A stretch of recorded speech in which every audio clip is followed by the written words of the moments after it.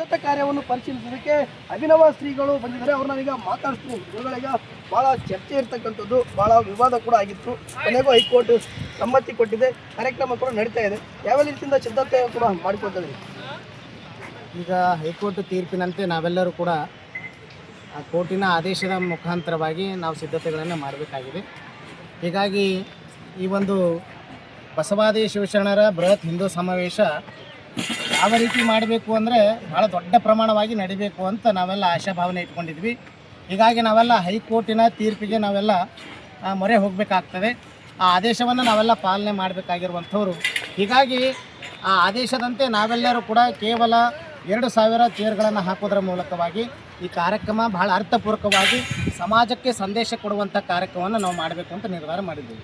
ಈಗ ಪೂಜಾರಿಗೆ ಕೆಲವು ಕಡೆ ನೀವು ಒಂದು ಕಡೆ ಕಾರ್ಯಕ್ರಮ ಮಾಡ್ತಾ ಇದ್ರಿ ಭರ್ಜರಿ, ಇನ್ನೊಂದು ಕಡೆ ವಿರೋಧ ವ್ಯಕ್ತಪಡಿಸ್ತಿದ್ದಾರೆ, ಪ್ರತಿಭಟನೆ ಮಾಡ್ತಾ ಇದ್ದಾರೆ. ಅವ್ರಿಗೆ ಏನು ಹೇಳೋದಂತ?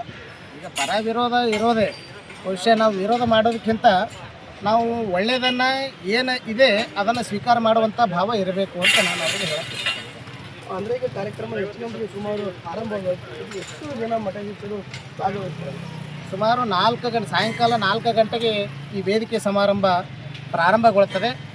300ಕ್ಕಿಂತ ಅಧಿಕ ಮಠಾಧೀಶರು ಈ ಕಾರ್ಯಕ್ರಮ ವೇದಿಕೆ ಮೇಲೆ ಉಪಸ್ಥಿತರಿರ್ತಾರೆ. ಹೀಗಾಗಿ ನಾಡಿನ ಅನೇಕ ಚಿಂತಕರು, ಅನುಭಾವಿಗಳು, ಮಠಾಧೀಶರು, ಅನೇಕ ಅನುಭಾವಿಗಳು ಮತ್ತು ನಮ್ಮ ಬಸವಾದಿ ಶಿವಶರಣರ ಬೃಹತ್ ಹಿಂದೂ ಸಮಾವೇಶದ ಸುಮಾರು 2,000ಕ್ಕಿಂತ ಒಳಗಾಗಿ ನಾವು ಈ ಕಾರ್ಯಕ್ರಮದಲ್ಲಿ ಜೋಡಿಸಬೇಕು ಅಂತಕ್ಕಂಥ ಭಾವ ವ್ಯಕ್ತಪಡಿಸಿದ್ದೀವಿ. ಮತ್ತೀಗ ಜನಸ್ತೋಮ ಬಹುಶಃ ನಾವು ಯಾರಿಗೂ ಹೇಳೋಕ್ಕೆ ಸಾಧ್ಯ ಇಲ್ಲ, ಆದರೆ ಕೋರ್ಟಿನ ಆದೇಶದ ಮುಖಾಂತರವಾಗಿ ನಾವು ಕಾರ್ಯಕ್ರಮ ಮಾಡುವಂಥ ಸಿದ್ಧತೆಗಳನ್ನು ನಾವು ಮಾಡಿದ್ದೀವಿ.